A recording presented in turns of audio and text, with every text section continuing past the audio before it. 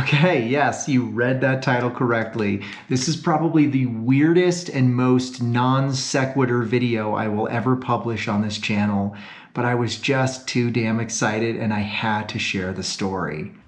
So what's the story here? Well, the story here is quite simple and it has to do with chemistry. So we as a society have gotten really good at chemistry. There's enough research out there where we can take all sorts of fun things like esters and acetates and ketones and organic compounds synthetically in a lab, and we can recreate just about any smell or flavor. So then my question to you is this: how is it that if we've gotten so good at chemistry, if I buy a food that is banana flavored, like a banana popsicle or banana pudding, or in my case, a banana flavored Twinkie, it doesn't taste like an actual banana? So I had this question all my life, and I can still remember having a conversation with my grandmother years ago. She said, bananas just don't taste like they used to. And I always just thought that was some silly thing that she said. Oh, things aren't like what they used to be. But turns out that she's actually onto something. Bananas don't taste like they used to. And there's a very specific reason for that. So the bananas that we all eat today, that we get for 49 cents a pound or whatever they are at the grocery store, are a very specific variety of banana called a Cavendish banana.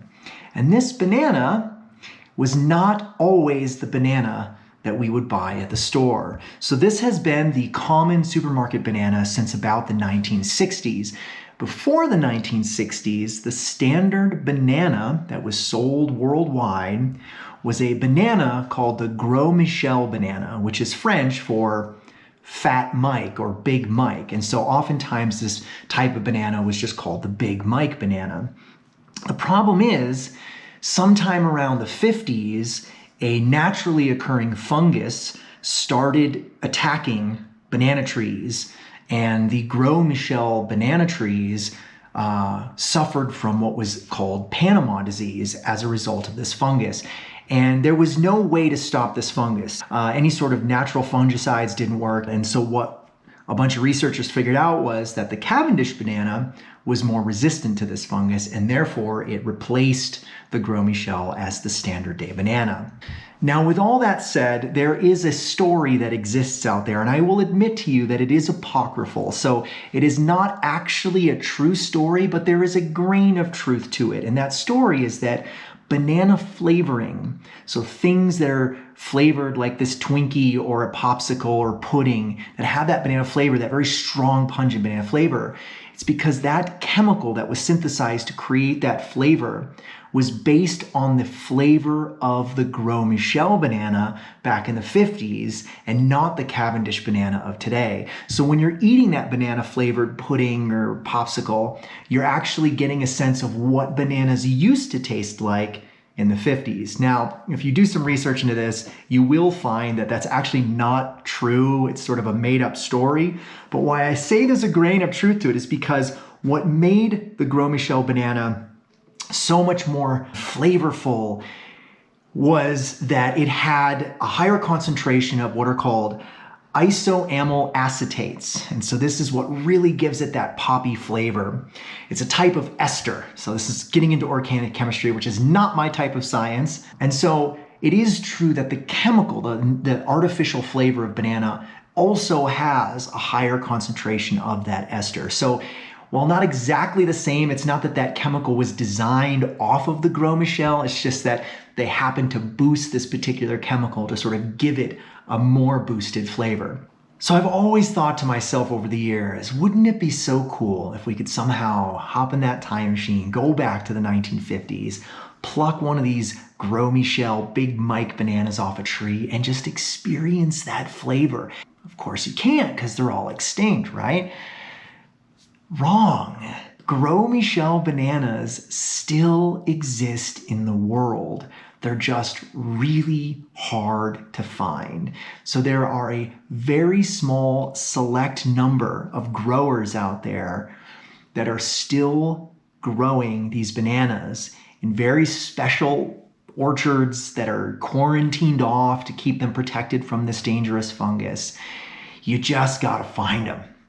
And once I learned that this actually was a thing and that there were still ways to acquire one of these bananas, I was like, I have got to make it a life mission to find a Gros Michel banana and try it.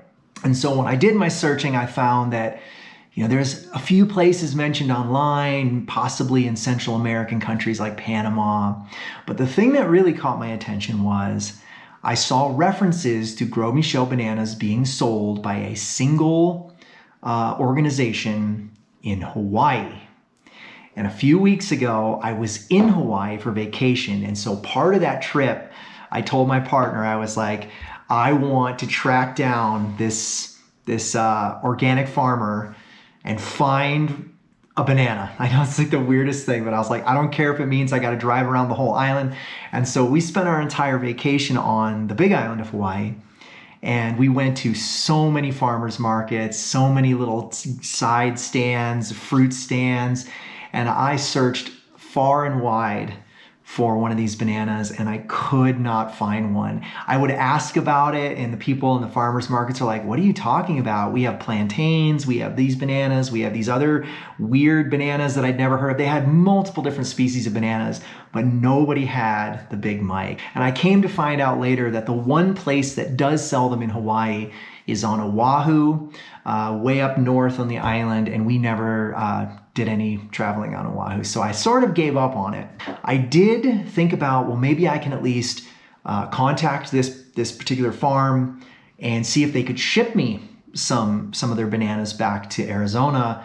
But I found out later that you can't do that. There's these weird restrictions about shipping produce between Hawaii and the mainland. There's all these rules about it. And so you can't actually do that as just like a normal consumer. So I would have to actually eat it in Hawaii and we were leaving, so I couldn't do that. So I thought, man, it's just not meant to be. But right before we left, I did do one final search and I stumbled across a small grower in Florida called Miami Fruit. And so I have their little sticker here, a little plug for Miami Fruit.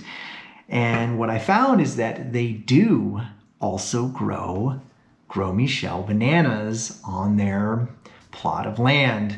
And so sure enough, I tracked down on their website where to order the Gros Michel bananas.